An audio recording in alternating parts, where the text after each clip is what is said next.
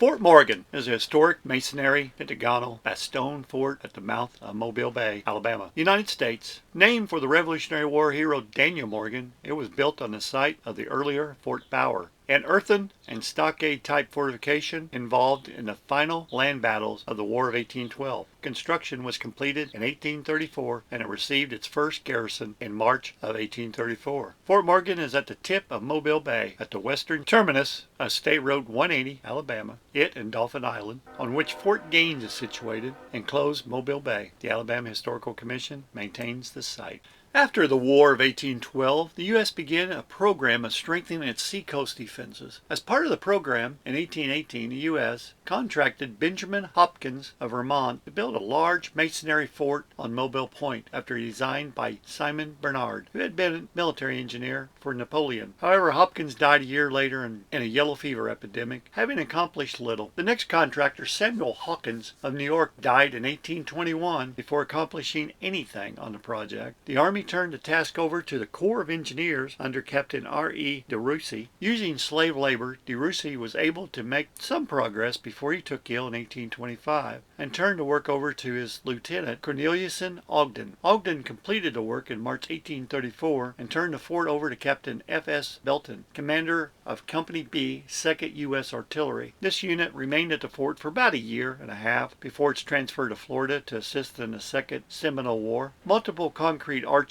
are embedded into the walls of Fort Morgan from the beginning of the American Civil War to today. Fort Morgan during the Civil War days. 8 days before Alabama seceded from the Union, Colonel John B. Todd took 4 companies of Alabama volunteers and captured the fort before dawn on January 3, 1861. The Confederates then proceeded to strengthen the defenses of Mobile Bay. The key point was the main ship channel opposite Fort Morgan, as this was the only approach where the water was deep enough to permit major warships to pass. To defend this area, the Confederates placed 18 of the fort's heaviest guns, included the 2 7-inch Brooke rifles and 2 British-made 8-inch Blakely rifles, so that they could bear on the channel. They also built redoubts and trenches east of the fort to impede further any attack by land. Lastly, they complemented the land defenses with small flotilla consisting of Ram Tennessee and 3 gunboats, Morgan, Gaines, and Selma, all under the command of Admiral Franklin Buchanan. During the war, Fort Morgan provided protective fire for blockade runners. All 17 vessels that ran out of the bay eluded capture, as did 19 of the 21 that attempted to enter. Union soldiers were observed in the Sand Island Lighthouse spying on Fort Morgan, and the fort fired on the position, destroying the lighthouse. During the Battle of Mobile Bay on August 5, 1864, Union naval forces under Admiral David G. Farragut were able to get past Fort Morgan and enter the bay. They captured Tennessee and Selma, forced the beaching and burning of Gaines, and captured Fort Gaines. This freed the Union land forces under Gordon Granger to besiege Fort Morgan. After 2 weeks of bombardment from sea and land, Major Richard L. Page, commander of the fort, felt compelled to surrender, which he did on August 23, 1864, after first spiking the fort's guns. During the siege, the wooden roof of the citadel, a 10-sided barracks located in the center of the fort, used to house the enlisted men, caught fire, and the structure was badly damaged. Rather than restore it, post-war crews used the ruins as a brick source for repairing the fort. The remains of the citadel were raised in the 1880s for use as breakwater.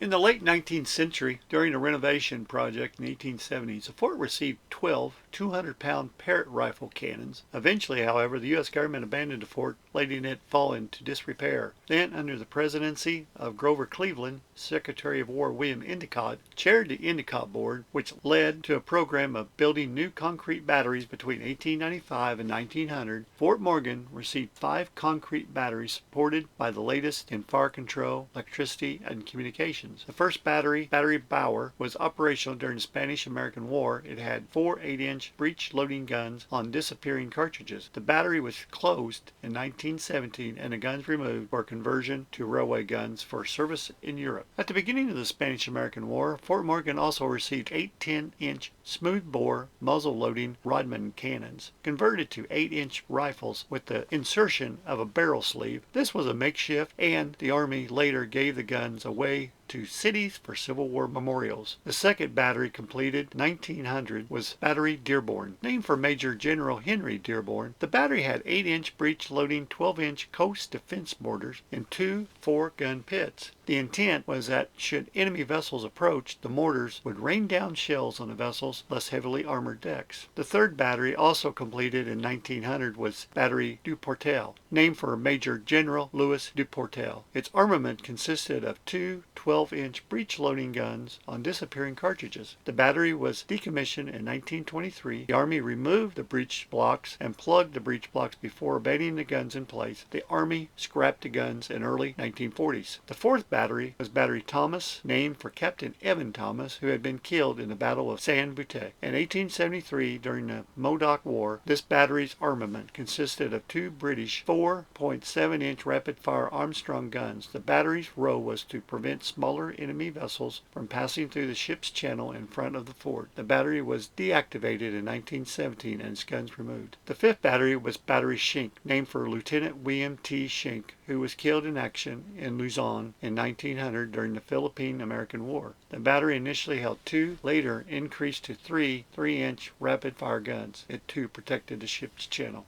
Fort Morgan in the 20th century. Hurricanes in 1906 and July 1916 caused a great deal of damage to the wooden houses of Fort Morgan along Officers Row. The wide porches that helped cool the buildings in the summer proved practically vulnerable. In 1915, the Coast Artillery Corps built an experimental battery called Battery Test. About a mile away from Fort Morgan, the battery held a single 10-inch gun on a disappearing cartridge. Then in 1916, the Navy had two battleships, the USS New York and the USS Arkansas, shell the battery for 2 days to see how well it would survive, which it did with remarkably little damage. The gun was removed shortly after the test. After the U.S. declared war on Germany in April 1917, the fort took on the task of training men of the Coast Artillery in modern weapons. The fort also trained field anti-aircraft batteries. In 1920, the field received 4 British 9.2-inch howitzers. These guns were abandoned and later scrapped in 1924 when the Army abandoned the fort. Therefore, the base deteriorated quickly. During World War I, the Army had established a radio transmitting and receiving station at Fort Morgan as part of the nationwide Morse code communications network. Transmitter had the call letters WUR. When Fort Morgan was abandoned, the call letters were transferred to Fort McClellan, Alabama. In April 1942, the Army reoccupied the fort and constructed an adjacent airfield. Initially, the Coast Artillery bought 5 model 1918 155mm 6.1-inch guns to equip the fort. The Army placed 2 on top of Fort Morgan on mounts that permitted 360-degree transfers. The remaining 3 guns stood on the fort's parade ground. The War Department turned Fort Morgan over to the state of Alabama in 1946, and the Army again abandoned the fort in 1947. The War Department disbanded the U.S. Army Coast Artillery Corps itself in 1950. Fort Morgan was designated a National Historic Landmark in 1960. In 2007, it was listed as one of the nation's 10 most endangered battle sites by the Civil War Preservation Trust, and History Under Siege, a guide to America's most endangered Civil War battlefields. In June 2008, a 90-pound live Union naval shell was uncovered at the site. The shell was from a Parrott rifle on a U.S. Navy ship and was fired at the fort in the summer of 1864. The discovery came during excavations as part of the project meant to repair cracks in the walls.